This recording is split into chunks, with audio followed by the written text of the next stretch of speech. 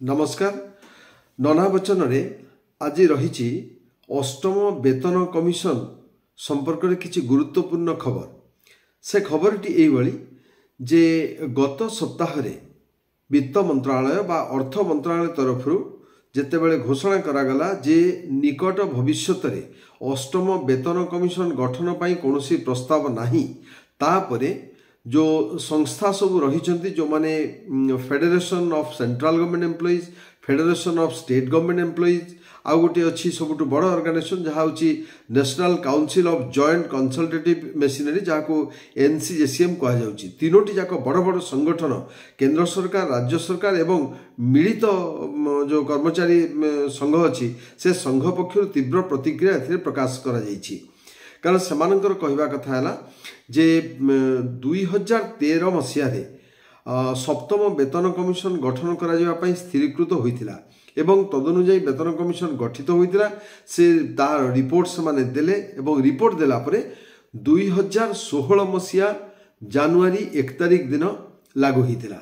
तेणु गोटे पे कमिशन जितेबाला गठन होची, पे कमिशन बहुत प्रक्रिया अच्छी, से प्रक्रिया सब समाप्त हो संपूर्ण सी रूपायन है बेलू से कार्य विनियोग है बेलू हो जाऊँगी 3 वर्ष हो जाता गत थर। तेणु जदि 13 ରୁ 16 पर्यंत गला ताहले वर्तमान आसी 24 मसीहा 2024 मसीहा शेष है बेलू सुधा कहीं पे कमिशन पाई जो कमिटी कहीं गठित न हो प्रश्न कर विशेषकर वित्त मंत्रालय ठारू एभली एक कथा शुणा परे सेमाने बेसी प्रतिक्रियाशील होइछन्ति एवं सेमानक पक्षरु विशेषकर सेंट्रल गवर्नमेंट एम्प्लॉइज फेडरेशन रो जे प्रेसिडेंट अछन्ति राष्ट्रीय अध्यक्ष डॉक्टर मंजीत सिंह पटेल सी निजे तांकर वक्तव्य रे कहिछन्ति जे आमे इतिमध्ये केंद्र सरकार को आमे देई सारिछु, चिठी देई सारिछु एवं ताकू छाड़ी देले एनसीजेसीएम होची national council of joint consultative machinery तांको पक्षरु मध्ये डिसेंबर 3 तारिख दिन केंद्र सरकार को मानपत्र दिया जाइछि जे आपण तुरंत केंद्र सरकार जो कर्मचारी एवं जो माने पेंशनर समान तांकर हित उद्देश्य आपण खूब शीघ्र करंतु वेतन कमिशन गठन करंतु एवं ता सहित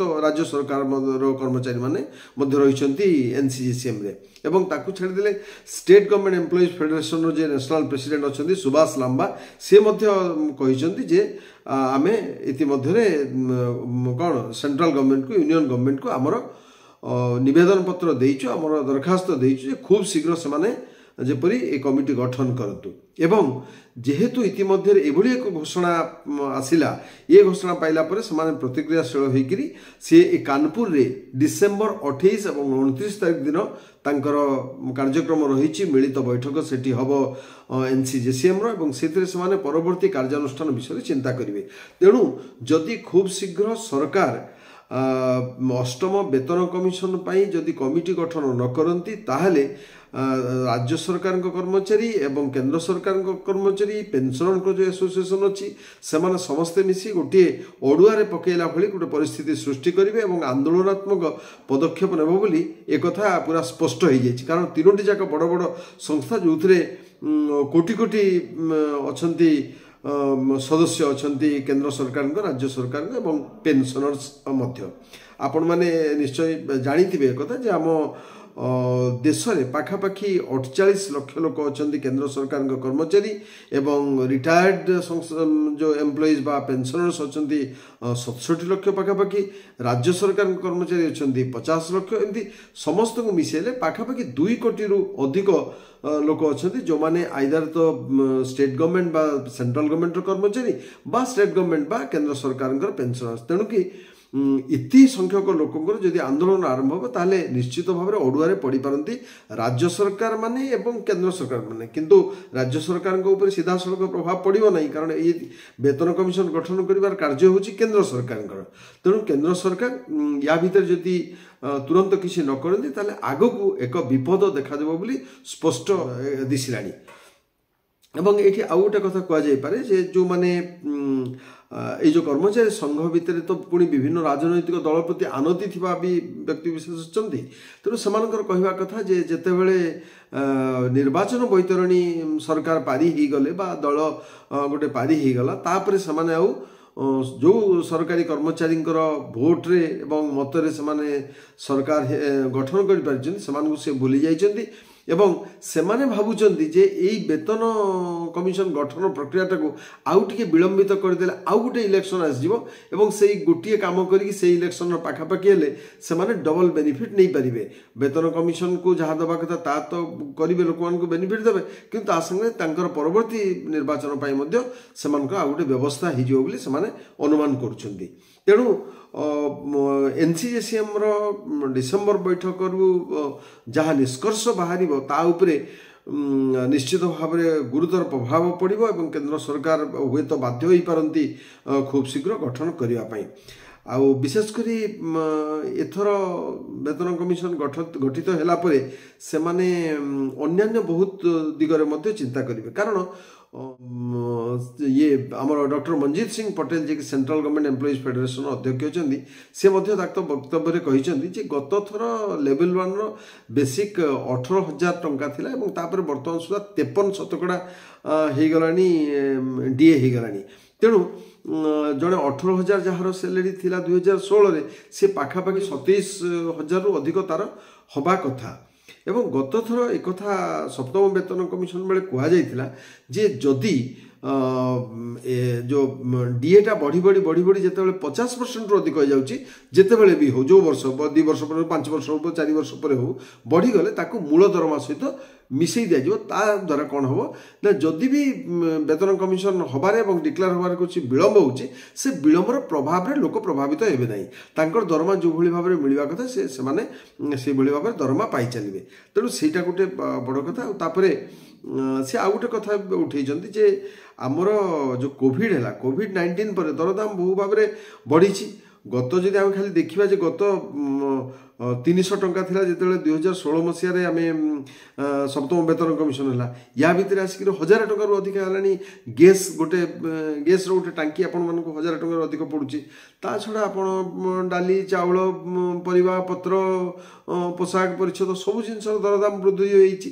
तेणु से वृद्धि को आखिरे रखिकी जमती अष्टम वेतन कमिशन रे से माने फिटमेंट फैक्टर को बढ़ाती से नवेदन रखिछन।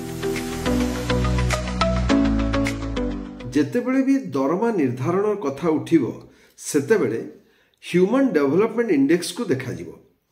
अर्थात गोटे साधारण मनीष चलिबा पई तार केते कैलोरी कंजम्पशन होची एवं जो अनुसार कैलोरी कंजम्पशन होची से कैलोरी कंजम्पशन अनुसार ताको हिसाब करी सर्वनिम्न जड़े चलिबा केते पैसा दरकार ताको निर्धारण करा जाय थाए। एठी आउ गोटे सब बड़ कथा है जे सबू जेते फेडरेशन्स अच्छी राज्य सरकार हो केंद्र सरकार कर्मचारी संघ हो सबू संघ किंतु प्रायतः से मानती जे एक्रोएड फॉर्मूला अनुसार दबारे समस्ते राजी होती। एक्रोएड फॉर्मूला हूँ गोटे भारी गुरुत्वपूर्ण कथा। प्रायतः आपण मान भितर अनेक जानी कि नहीं जानी नहीं तो मुझे कही रखे। एक्रोएड फॉर्मूला हूँ डॉक्टर एक्रोएड बोली जड़े थे पूरा ना है वालेस रडेल एक्रोएड जी कि थिले जातिसंघर डायरेक्टर थिले nutrition division food and agricultural organization United Nation एवं सी गोटे बाहर करते फॉर्मूला बाहर करते से फॉर्मूलाटा ये जे जड़े आयकारी जी पैसा दरमा पाँच रोजगार कर रोजगार रे से तो जड़े चलनी तेणु से केते जन चलवाई ना 3 जन चलवाई। तेणु कि 3टा पेट भर्ती होगापी 3टा पेटर रुटी कपड़ा मकान जी आवश्यक तार खाद्य पेय वस्त्र तार रहा एवं तार न्यूट्रिशन जहाँ दरकार शिक्षा स्वास्थ्य जहाँ जहाँ दरकार 3टा लोकर जो व्यय हम मासिक व्यय हम ताकू नहीं से माने हिसाब करते जड़े लोकर आय उपरे जमी निर्भर करें आउ 3 जन से कह जाए एक्रोएड फॉर्मूला डॉक्टर एक्रोएड जहाँ कहते। तेणु यही फॉर्मूलाटा बेस गुरुत्व बहन करे ये गोटे दिग निर्देश करें दिग देखई था किभली भाव में गोटे कैलकुलेट करा किभली भाव में निर्धारण करा जनकर वेतन केते होबा दरकार। जेतेबेले सप्तम वेतन कमिशन है सेतेबेले सब विभिन्न फेडरेशन पक्षर दाबी कराइतला 3.68 फिटमेंट फैक्टर मगाइतला माने 100 टंका हेले गुणन 3.68 माने 100 टंकाटा 368 टंका हम बा 1,00,000 टंकाटा 3,68,000 टंका हम। किंतु ताकू सरकार देला बेले केते देले 2.57% माने 2.57 ताकू वृद्धि करा जाइतिला। तो किंतु एथर जे गोपाल मिश्र जे अछंती जो एनसीजेसीएम रो राष्ट्रीय सचिव सी कहिसंती जे एथर आमे भावुचु जे सरकार 2.68 फिटमेंट फैक्टर रखे बोली, किंतु केते हबो से तो जणा नहीं। किंतु जहाँ भी हो सरकार जेते बेले कमिटी गठिबे निश्चित भाव में फेडरेशन जो माने कर्मकर्ता अछंती सेमानको मतामत मध्य नेबे एवं यही कथा जिते बड़े हम से जो पेंशन स्कीम उपरे मध्य कथबार्ता हो पारे। जो एनपीएस विरुद्ध रे बहुत स्वर उठी किंतु ताकू सेमती रखा जाइए। फेडरेशन जो माने कर्मकर्ता अच्छे से कहवा कथा जेहेतु अटल बिहारी वाजपेयी यहाँ गोटे थिला तांको द्वारा होता तेणु गोटे इमोशनल अटैचमेंट रोचे जो करा जाउनी। किंतु एनपीएस टाकू जदि कोहल करी जेमिति फेडरेशन जो कर्मकर्ता चाहूँगी एम्प्लॉइंकर बेनिफिट उद्देश्य गोटे लागू करा जाए ताहले एनपीएस को मध्य ग्रहण करिवारे कोनोसी असुविधा रहिबो नाही बोली मत प्रकाश पाइछि। तबे जहा एनपीएस यूपीएस और ओपीएस उपरे आमे परे आलोचना करिबा। यही एतिकी सूचना गुरुत्वपूर्ण सूचना थिला जो सूचना आपण मानकु हमर दबार थिला जे खूब शीघ्र वेतन कमिशन नहीं किसी ना कि गोटे हाँपाई जाऊँगी समस्त अपेक्षा रहिबो।